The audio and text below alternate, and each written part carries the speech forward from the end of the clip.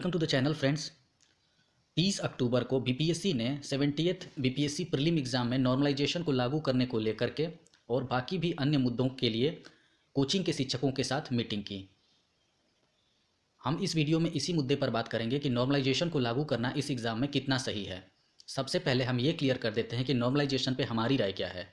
तो हम नॉर्मलाइजेशन को बिल्कुल भी सपोर्ट नहीं करते हैं और हमारी यही राय है कि सिविल सर्विसेज के एग्ज़ाम में पूरी कोशिश करनी चाहिए कि इस प्रोसेस को अवॉइड किया जा सके, क्योंकि इस प्रोसेस में बहुत सारी खामियां हैं और क्यों हम ऐसा कह रहे हैं इस पे हम आगे चर्चा करेंगे।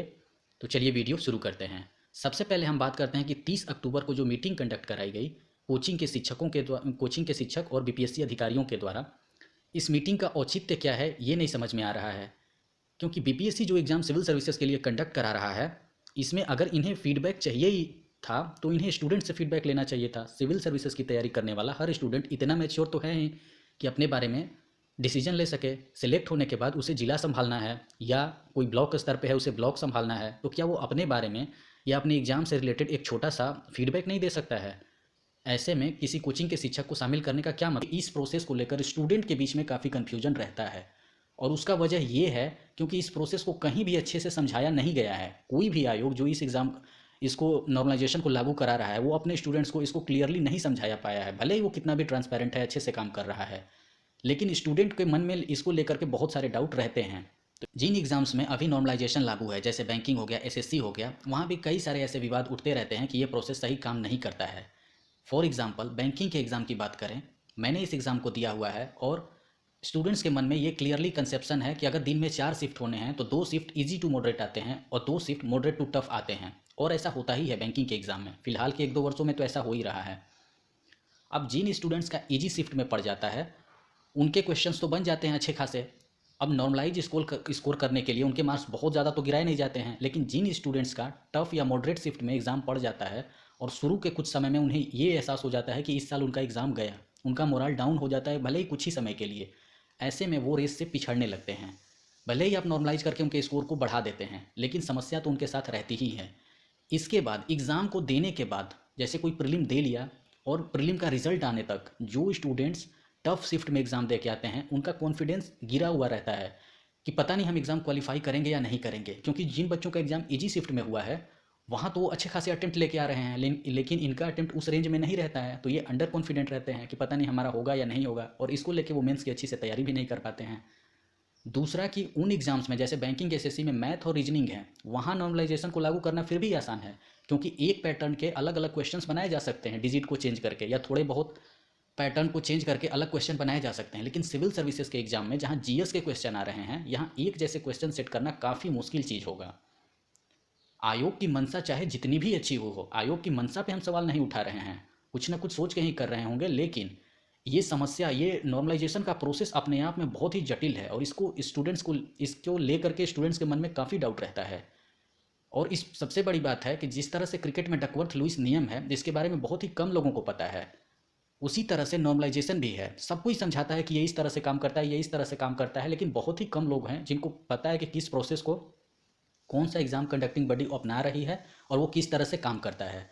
क्लियरली इसके बारे में बताया ही नहीं जाता है कि ये इस तरीके से आपके रो स्कोर को नॉर्मलाइज स्कोर में कन्वर्ट किया गया है। तो इन सब चीज़ों को लेकर स्टूडेंट्स के मन में डाउट रहता है।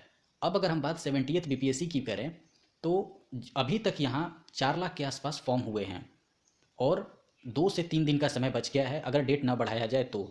ऐसे में कोई बहुत बड़ी संख्या में फॉर्म आए नहीं हैं कि एक शिफ्ट में एग्ज़ाम को कंडक्ट ना कराया जाए, और एग्ज़ाम का डेट भी एक ही दिन का रखा गया है। अगर एक ही शिफ्ट में एग्ज़ाम कंडक्ट कराना है तो फिर नॉर्मलाइजेशन को लागू करने की ज़रूरत ही क्या है? आयोग का कहना है कि हम 3 सेट तैयार करेंगे, कुछ जिलों में अलग सेट के क्वेश्चन आएंगे, कुछ जिलों में अलग सेट के क्वेश्चन आएंगे। इस तरह की चीज़ों को करने से एग्ज़ाम में जटिलता ही बढ़ेगी।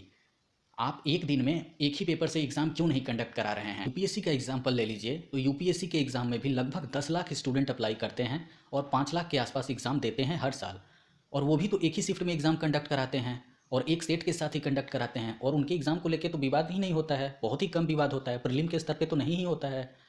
तो पेपर लीक को रोकने के लिए बहुत सारे सेट बना देना और इस प्रोसेस को इतना कॉम्प्लिकेटेड कर देना कि समझ ही ना आए कि पेपर लीक हुआ है कि नहीं हुआ है, इसका क्या मतलब है? अगर पेपर लीक हो रहा है तो आप पेपर की सिक्योरिटी, जहाँ से आ रहा है पेपर, जहाँ से छप रहा है, जिस तरह से जा रहा है, उस पॉइंट पे अपनी सिक्योरिटी बढ़ाइए।